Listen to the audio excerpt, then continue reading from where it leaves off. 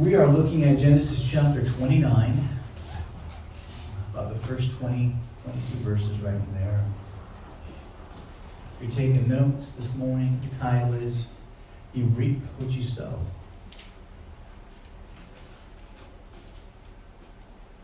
Genesis 29, you reap what you sow.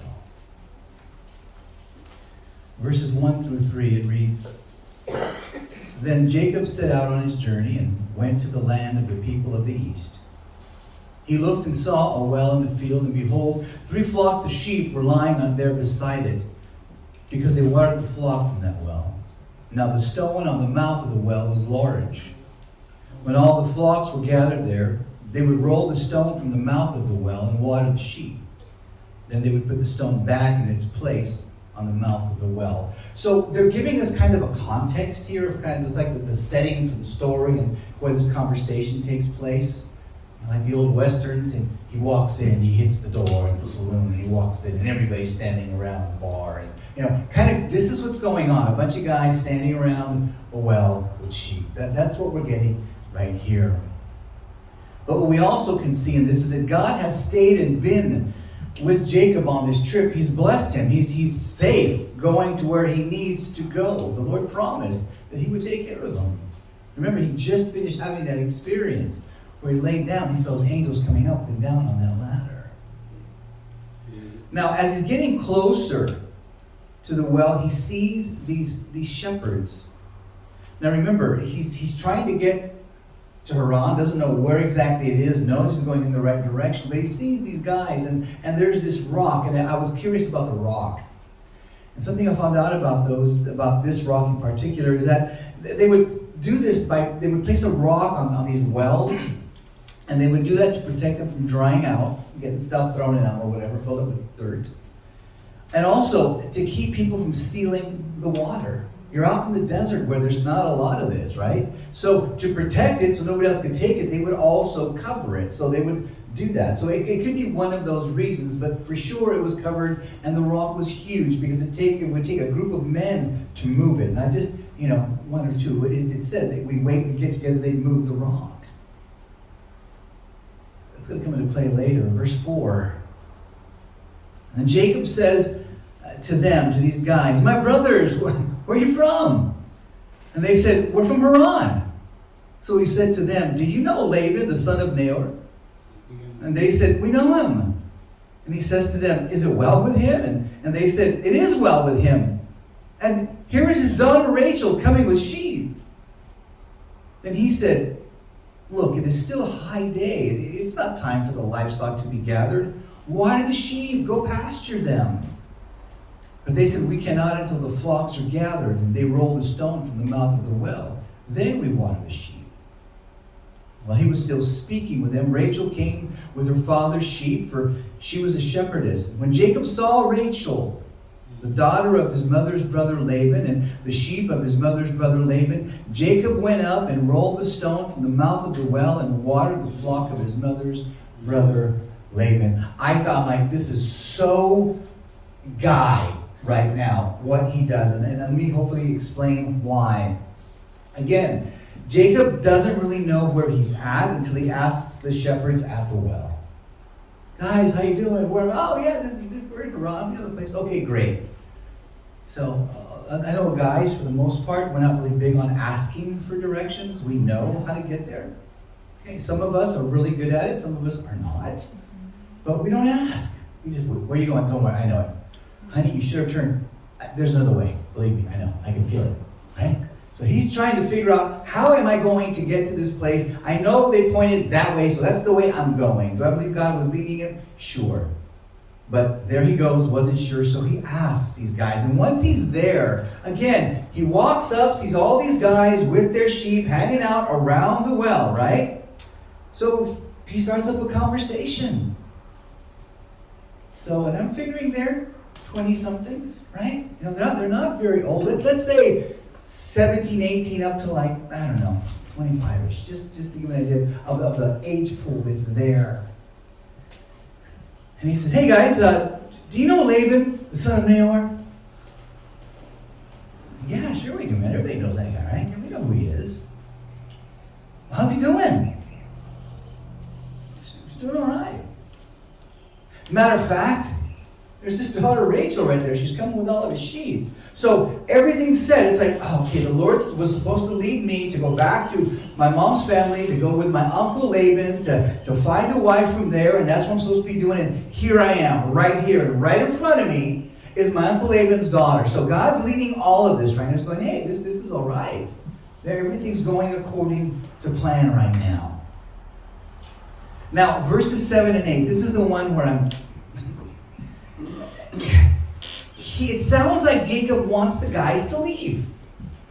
Guys, look at the time of the day. You really should be taking your sheep out there, feeding, whatever. We're going to see later that Rachel was very pretty. So it's like, guys, I need to talk with her, guys. It's like, hey, don't you got to do something? Go. That's what he's trying to do. At least that's what it looks like to me. You guys got to go. I want to have this conversation, and you're cramping my style here, guys. He knew what he was going to do. He was going to look for a wife, right? So there he is. He's there now. And verse 9 and 10, if you are after the age of like 16-ish, this is you, man.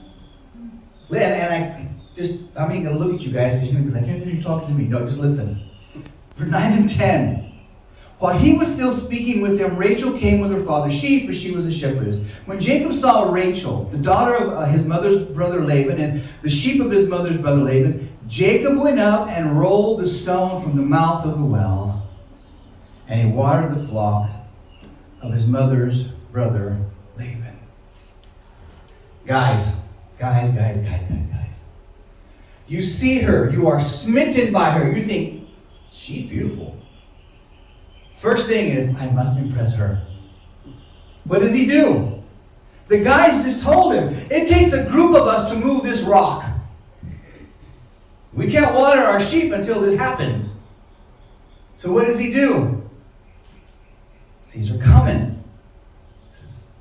Wow. Okay, guys, don't worry about it. And he just, right, does that press so she knows he's about to kick it into Hulk mode. Gets the rock, and he moves the stone. But he doesn't stop it. Up to this point, he's doing Clint Eastwood. He's just looking. Moves the rock. Looks over, looks at her sheep, and I'm sure he did something. Come on, sheep. And waters all of them. And that's all he does. So now, he's moving this rock, and I'm sure the other guys are looking, going, what is he doing? He can't. There's no... Dude, he moved the rock. He's moving and she's going, man, that guy's strong.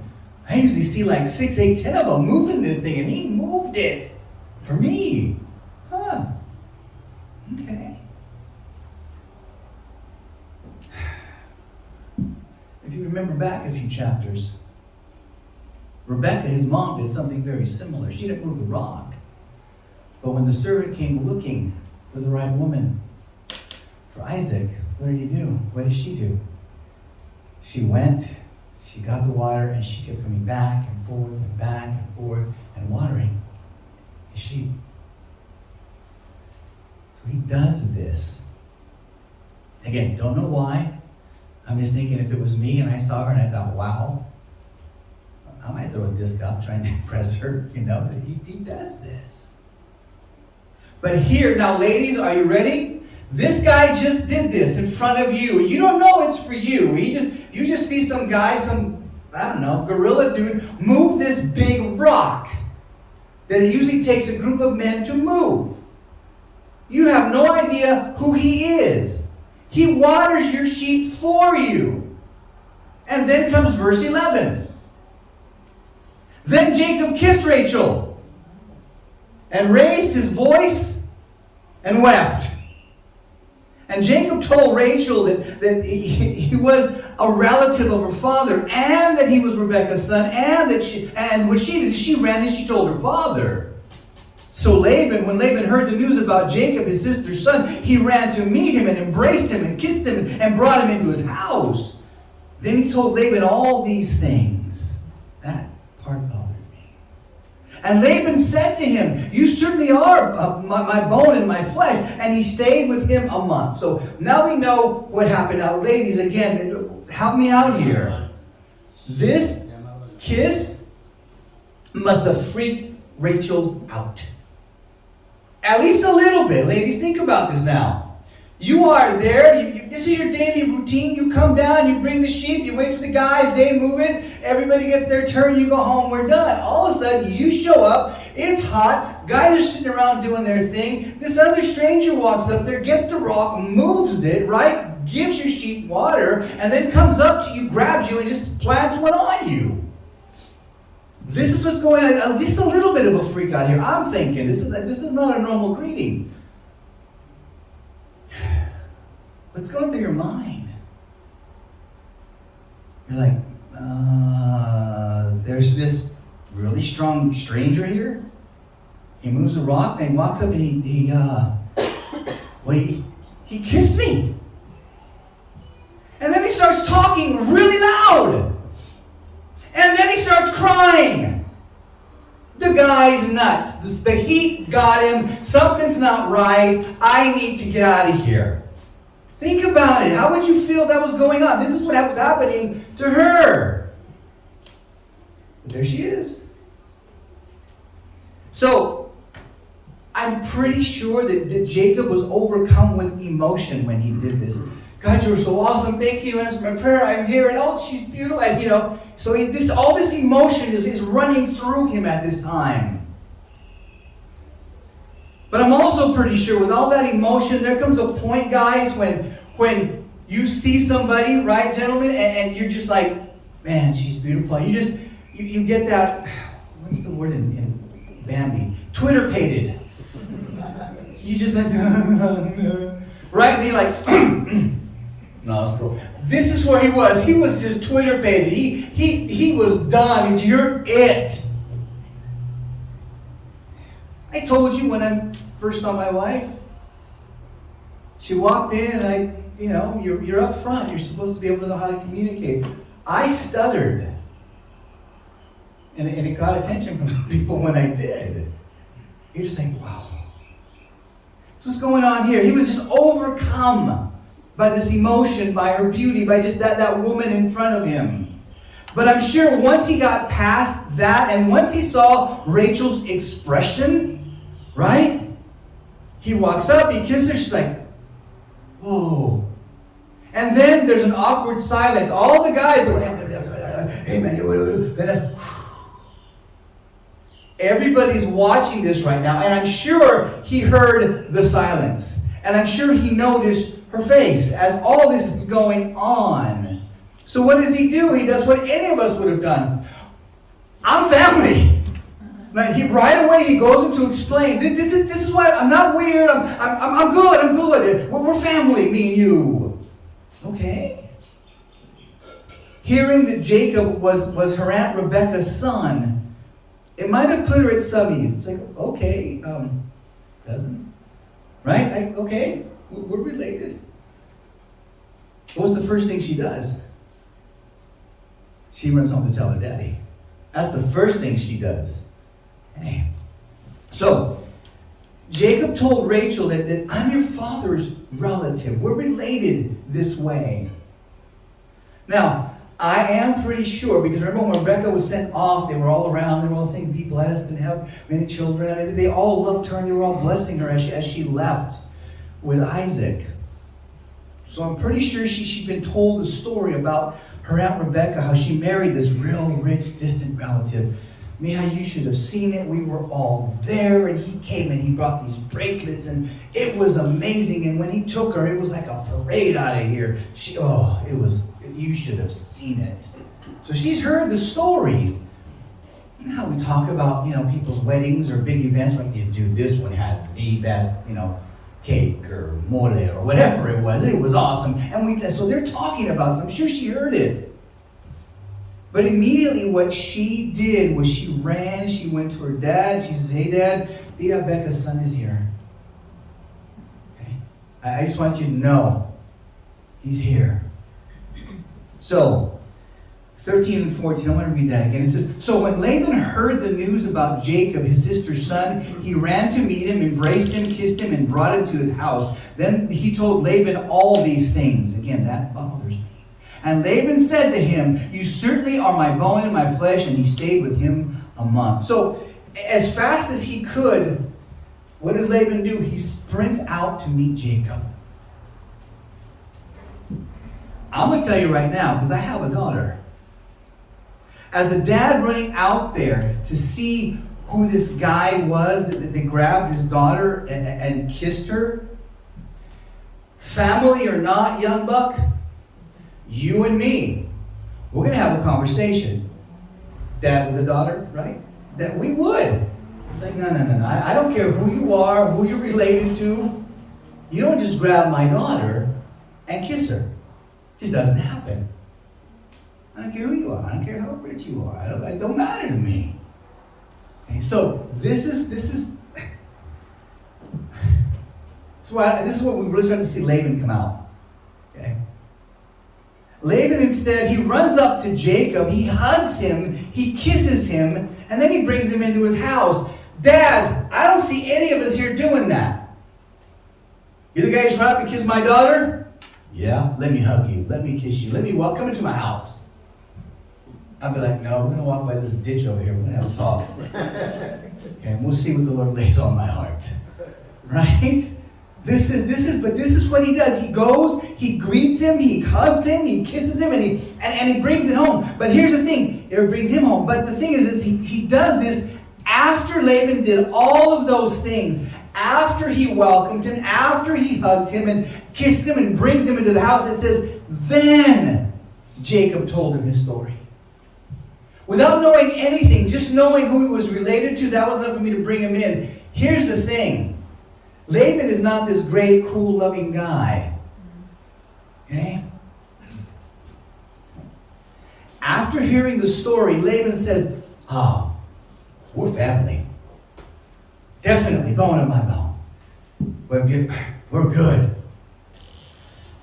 So what does Jacob do?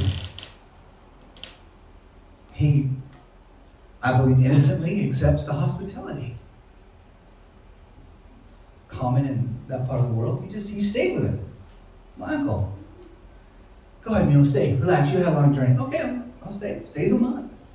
Now, as much as it looks like Laban, this uncle was such a great guy showing super hospitality to his nephew, the truth is that Laban is really a sneaky con man. A guy who has no conscience and no scruples. Right? Plot twist. Damn. We're thinking, Anthony, come on. He went out there. Surely God gave him discernment to know that this was supposed to be. And he went out there and hugged him and welcomed him and brought him in. And that's the way he's supposed to be doing things. Yeah, this guy had no conscience, no scruples, and it was not because he loved Jacob necessarily. And we're going to see that come out a little bit too. You and I, we need to be asking the Holy Spirit to give us discernment when it comes to our friendships and our relationships. Family or not. Family or not. Okay?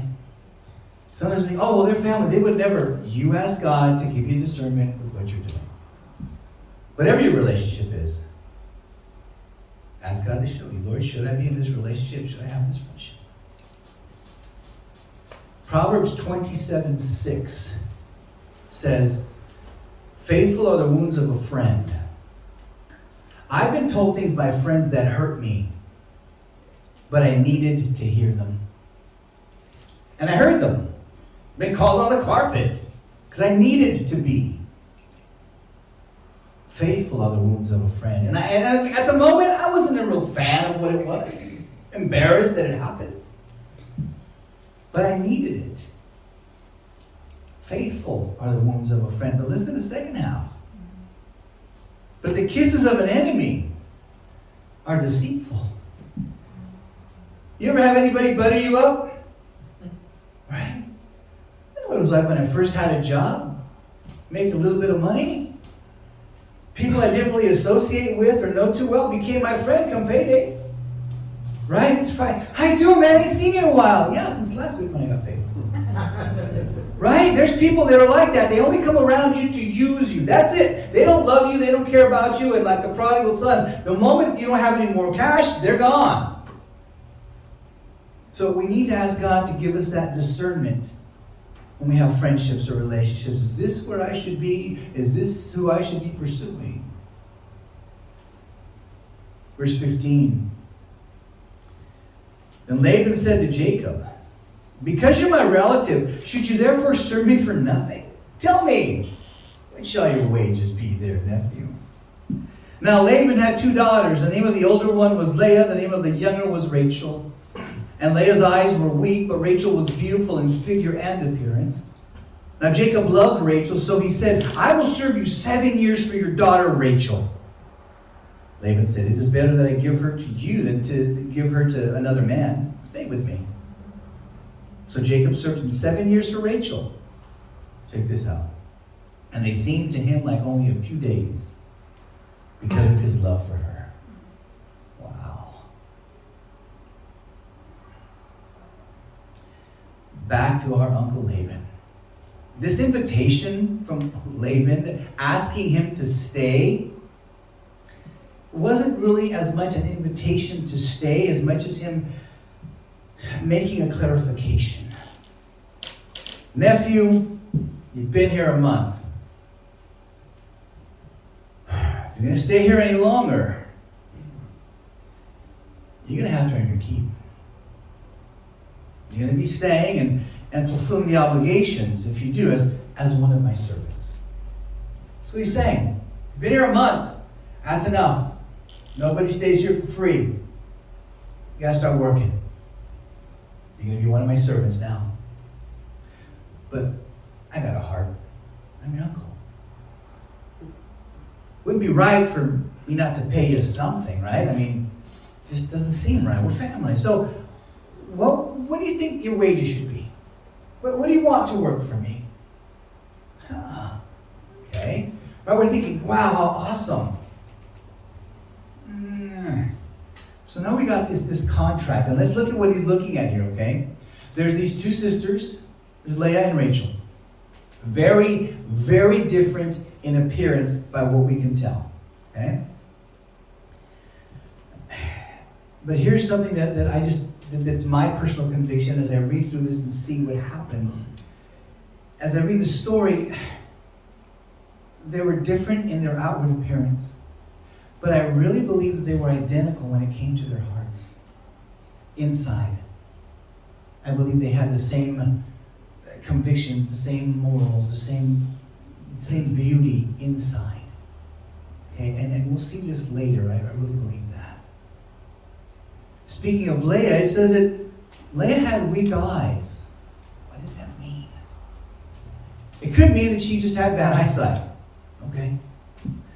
It also could mean that her eyes weren't as shiny as Rachel's. Right? They were kind of dull. They didn't have that spark. And one of the commentaries I read, it could just simply mean that she had blue eyes, and they were not as strong when the sun hit. It would, made her weak that way. I don't know. Whatever it was that she had with her eyes that made them weak, it wasn't considered a favorable thing. Whatever it was, she had weak eyes. So Jacob, again, knowing that he's there to get a wife, he was sent to go do this, he says, Uncle, here's the deal. I'll work 7 years for your youngest daughter, Rachel. Right? Remember that story we had a while back about the 8-cow wife? Same thing here. He just said, you know what, I'll work 7 years for her. Ladies, how would you feel if your husband walked up to your dad way back when and said, I will work 7 years for her, sir? Right? How many of you would work 7 years for her? So, yeah, you all should be doing this, guys. Yeah, this is what's going on here now. He said, I'll work 7 years for her, for your youngest daughter, Rachel. He was very clear about that. Now, Rachel, it says, she had a beautiful face and body shape. That's literally what it says. She was good looking, had a very attractive body. That's what scripture, how it describes her. So him saying, I'm going to work 7 years, that was like him giving his dowry. He didn't have all the money with him from home. So he's like, I got to get something together and give it, collect it, and give it to you for her. So 7 years, I will work for her. That's the dowry, 7 years. When I looked at it, and I'll get to the, well, I'll just say it right now. He worked these 7 years of labor without pay. Now remember, he was a rich boy. Okay? Now I'm not saying he wasn't a hard-working guy. But he had servants usually doing everything. So he's working now like one of the servants. Whatever that entailed, he was doing it. And I said, just to be easy with math, let's say he's working $10, getting $10 an hour, 8 hours a day, 5 days a week, 52 weeks out of the year for 7 years. What he's saying is, I'm going to save up $145,600 to pay for her. That's it. Everything I make, except for room and board, here. That's what he was doing. Everything I can, everything I'm worth, I'll give to you. See, Jacob wanted to be sure that Laban didn't refuse what he wanted. I want her. I'll work 7 years for her. He's like, 7 years free labor? Yeah. It's a deal. We can do it. Now, what we can see here is that Laban had no problem exploiting how much Jacob loved Rachel. Right? That to me, it's like that father-in-law where the young man, has a truck, and and he says, "Hey, how you doing? Hey, great. I just wish somebody would help me move all this, 800 yards of dirt. Oh yeah, I should have bought a truck before." And the guy's like, "Well, I'll help you." He's like, "Okay, I'm sorry. Did I say 800 yards? I meant 8,000 yards. Come on." And there he goes, beating up his tires, but he got him. He's like, he knows how much this guy wants his daughter, so he just uses him and abuses him in any way that he can to get what he wants out of him. That's what's going on here.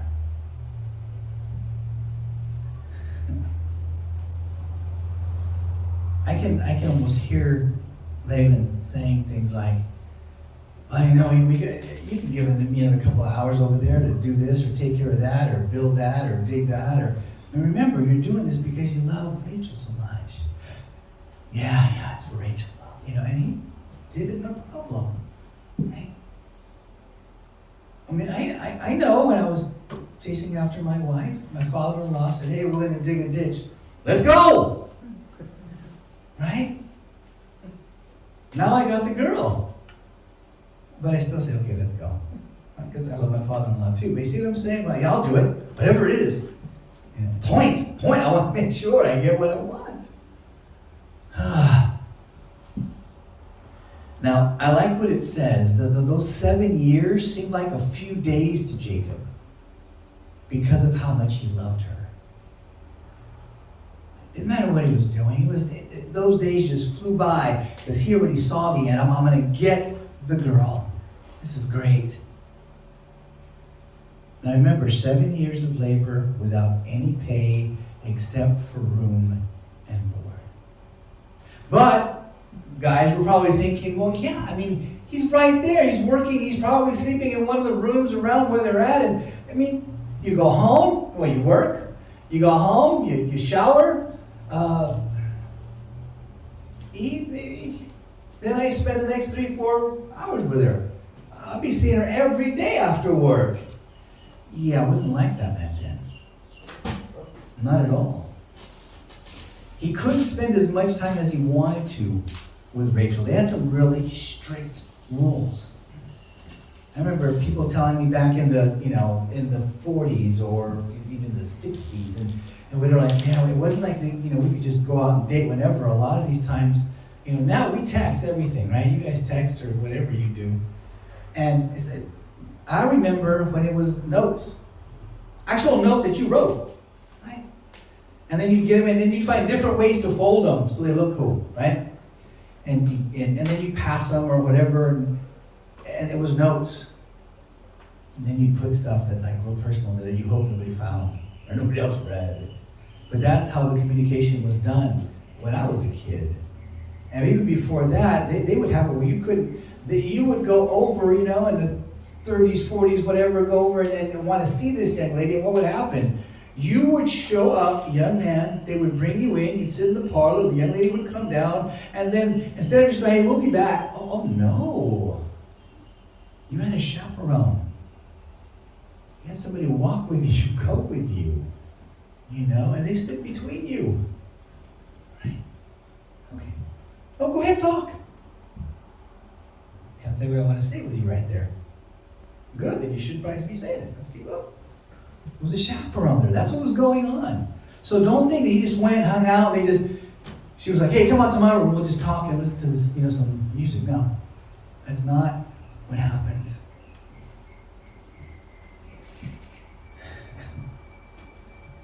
Now, Uncle Laban, here's what we're going to finish up. This guy, verses 21 through 25.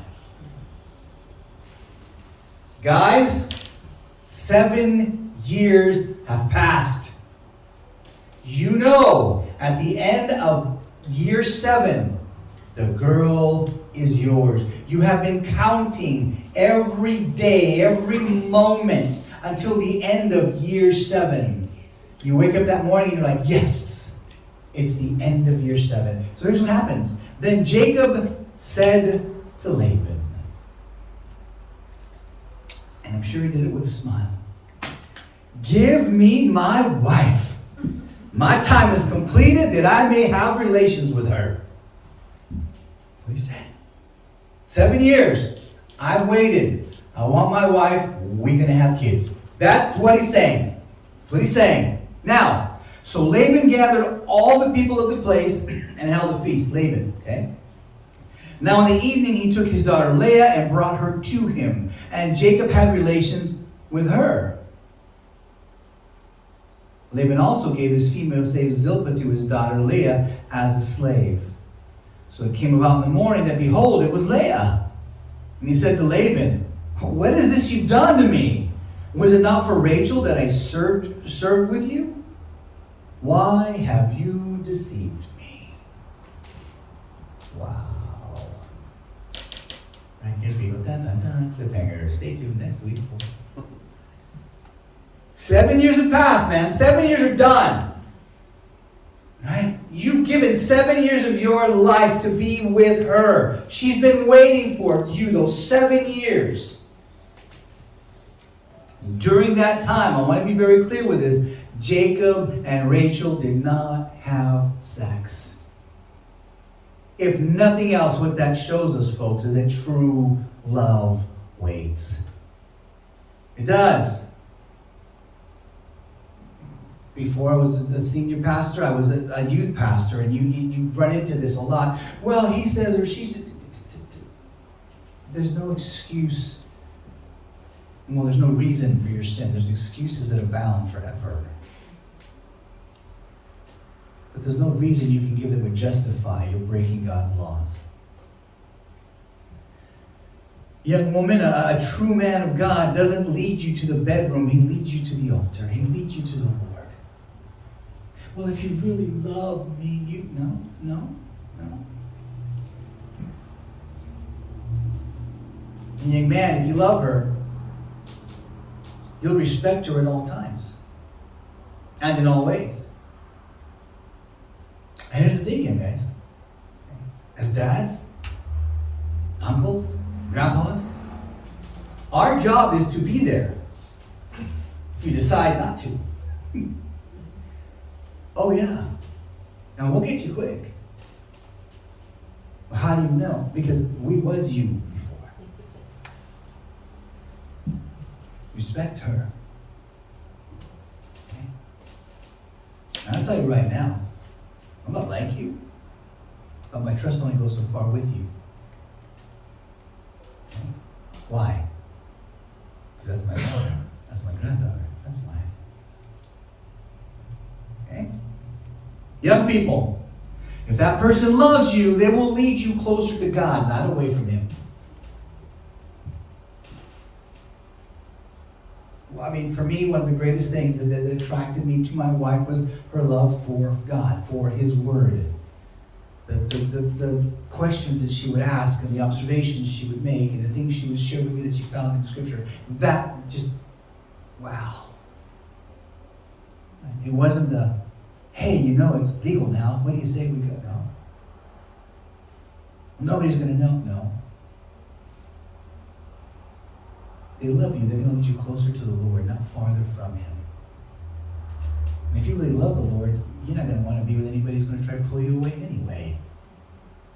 Okay? In Hebrews 13:4, it says, marriage should be honored by everyone, and every marriage should be kept pure between husband and wife. God will judge guilty those who commit sexual sins and adultery. Okay? So there's that respect.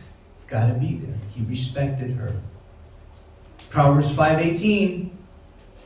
Be happy with your own wife. Enjoy the woman you married while you were young. Once you get married, enjoy yourselves. Go do whatever. It's you guys. Enjoy it. Right? And even though the in-laws would want to go, you don't got to take us. Go.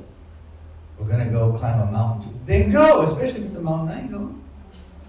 But just go, man. Enjoy yourselves with your wife of your youth. It's okay. Genesis 1:18, in case you missed this point, the beginning of the book, it says, then God blessed them and said, be fruitful and multiply. One of the reasons that you get together, that God wants this union, is so that you will have children. Okay? So, we encourage you. You get married? Have kids. Yeah. Have a whole batch of them. Fill your quiver full. Right? That's what the Lord wants you to do. He wants to bless you that way. And if anybody tells you, oh no, you guys shouldn't, that ain't none of their business. God's design is you get married, be fruitful and multiply. That's part of it. Be responsible, of course, but be fruitful and multiply. That's what He wants us to do. That intimacy is a blessing that He has reserved for you once you are married, not before. Before then, it's a sin. But after you're married, it's a blessing that He wants you to enjoy. So enjoy it. So, if I can surmise that part, once you're married, God wants you to enjoy yourselves. But until you are married, control yourselves. Okay? Once you're married, enjoy yourself. But until then, control yourselves. Now, verses 22 through 25, the end here, my little notes I put, gotcha.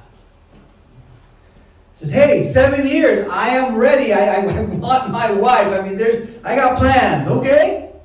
Laban says, I will set you up. Do not worry, my nephew. It's all good. Don't worry. So he puts his plan in motion and he sets up the entire wedding feast. Right? He's going, do this and do that instead of this way, and everything covered, and it has to be so. All right. I look at the way he set everything up and I think about how Rebecca set everything up. Trying to fool Abraham. So anyway, she's doing this. Or he's doing this. And then there's a bride switch. Think about that. Yeah, man, you've been 7 years, man. 7 years. And you're like, yes, yes, yes. They switch her on you. I'm not going to say for the ugly one, but for the ugly one. Right? You didn't work for this other one. Your heart wasn't there. Your eyes weren't focused on. Your dreams weren't about anybody but yours. But then she gets switched on you. Now, it was very possible for Jacob to be fooled because of the wedding customs they used to have in those days. You see, according to those customs, the wife, she was veiled until she was finally alone with her husband in the honeymoon suite. So that he didn't see her. He could have shaved a monkey and put him to that thing, and he didn't know. It was just a woman underneath a veil. Underneath that's what it was. That was their custom. And until that night, she was not going to be exposed to him or revealed to him. Now, if it was dark by the time Jacob and his new bride were together and alone, I don't think it would have been a problem for Laban to set this up this way. It's easy to explain how Jacob could have been fooled. Make sure I don't want to see any holes in the tent. None. I don't want starlight to come through. I don't want a moon. No. I don't even want candles in here. I want it dark. I want it dark. And I'm sure you can think of some great reasons. They need their privacy. It's more romantic. Whatever it was, he made it so that he couldn't tell who she was. And again, it doesn't say or not say this, but it's also possible that there was celebration going on, so he may have been intoxicated. We don't know. We don't know. We just know that he could not tell that it wasn't Rachel. That's all we know. She was switched out. Here's what bugs me, folks. How, and why would these sisters agree to this? Right? I mean, I think it would have been a total catfight. I think Rachel would have been like, and the other one, oh yeah. I mean, how? Well, culturally, these two young women were under the absolute authority of their father. Their dad, whatever their dad said, that's what happened. It was law. So until they were married, they were under the authority of their father. And that authority they wouldn't be free of until they were married. So in essence, whatever their dad said, they had no choice. They were going to do it. Again, Laban is just this guy with no scruples, no morals, no ethics. He was all about Laban. So he does this. And then verse 25, the truth comes out. My little nose, I put surprise. So imagine, guys, 7 years, you waited. A wedding night comes. Consummate the relationship. You having a great time.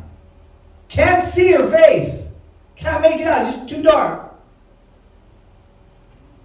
Eventually you fall asleep. You out. Then you wake up. Give her a kiss because her bad breath ain't going to bother you. And you look up.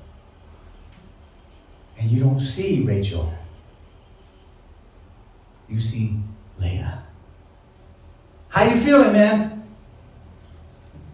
Think about that. I put myself there and I'm thinking, I really can't begin to imagine Jacob's shock. This is a bad dream. This is a bad dream. Go back to sleep. Right? Chop off my arm. Slide out. This is whatever. There's some going through his head. But then, Leah's there. How afraid would she have been? I'm here because my dad told me to be here to do this. What is he going to do to me? What's Jacob going to do to me? Knowing that we've deceived him this way. And I also can't help but think of Rachel's heartbreak. The man I've been waiting for 7 years. Right? Rocky, the guy who moved my stone. I don't got him. My sister with a bad eye, she got him. How is that even fair? How is that even fair? Nothing I can do. And here's where I hit Galatians 6:7. Do not be deceived, God is not mocked.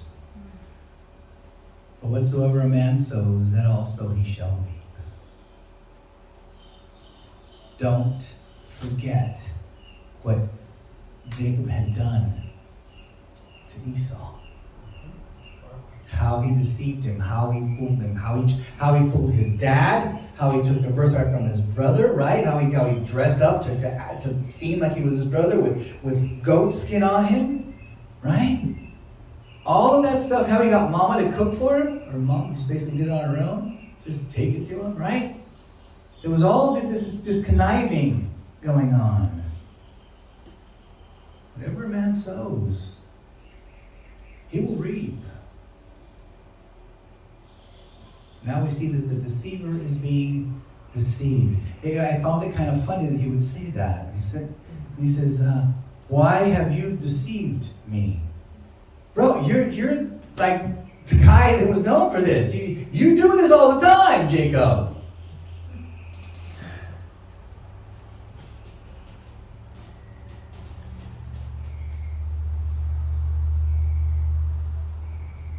After Jacob deceived his dad and cheated on his brother, right? Or cheated him out of his birthright, God still didn't change his plan to choose Jacob. He didn't. Right? I mean, to me, it would have been like, you're fired. You cannot be the guy carrying out my plan. But God didn't do that. God still kept Jacob in that place. But here's what God did do. God took Jacob to the school of difficult experiences, or through the school of difficult experiences, to discipline him. He did what he did, and God says, I got a role for you. I know what you're called to do. I know what I've created you to do, and who I've created you to be. You're just not getting it, son. You're hard-headed. Let me put you through the school of hard knocks. You're going to understand. I'm not pulling you out of the game. You're going to finish the role I gave you. Here's the thing. What this shows us is that our disobedience, it won't derail God's plan for our lives. It may not. But it will greatly affect how we end up experiencing it. Could have been totally different if he would have trusted the Lord and done it his way. How different, we don't know. But it would have been different for sure. But because he chose to deceive and lie and make all these crazy plans, and he had to go through this. God's like, my will is still going to happen in your life, but you're going to have to go through some other roads to get to where you need to be to clean that out. You got some barnacles on you, I got to chisel off. So here you go. Here's the first one. 7 years. And you're going to end up with the wrong girl. And then we'll cover next week, he's going to have to work another 7 years for her. Spoiler alert. Okay? So it's true. This was God's correction. This is important, folks. It was God's correction upon Jacob. But this in no way justified Laban's deception. What Laban still did was wrong. He should not have done that to his nephew. So don't you think, businessman, that you can do something crooked because I got to show that person. I got to teach him a lesson. So No. God used that. But it wasn't justifiable that he did it, meaning Laban. The fact that God does work all things together for the good never excuses the evil things that men do. Okay? Yeah, that happened, and God used that. There's just one person that I read up on and follow, and he was abused terribly as a child. His dad literally would put a gun to his head at 4 years of age and click it off. And the crazy post-traumatic stress, to this day, he has a wonderful pet dog and a wife who loves him. And he's been through a lot, and now he helps people that are children that are taken by these sex trafficking rings. That's what he does. And God took this man's life and all that he went through and restored him to a place where he could be used this way to do such a great and honorable work. But that in no way justifies the cruelty that his father exhibited towards him. But God used that now for his honor and his glory to save all these, literally hundreds of people that have been saved and taken out of that. But that doesn't justify what his twisted-minded dad did to him.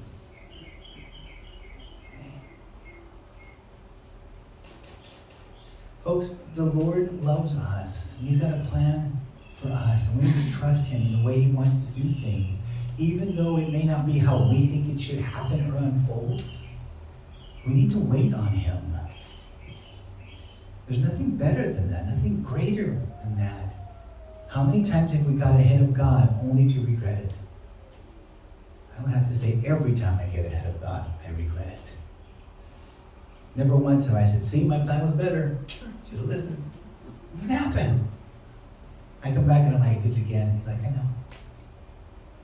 Okay, let's fix it. Let's fix you. It's a lot easier for you to do it His way. Wait on the Lord. Trust Him.